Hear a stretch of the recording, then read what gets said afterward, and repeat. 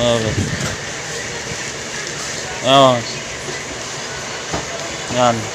Pinch pa naman yan eh. Ano? Pare. Napunit kasi yung ano, yung biskwit, yung Marie. Yung ano niya, plastic. Kaya titipan na lang kaysa IBO guys.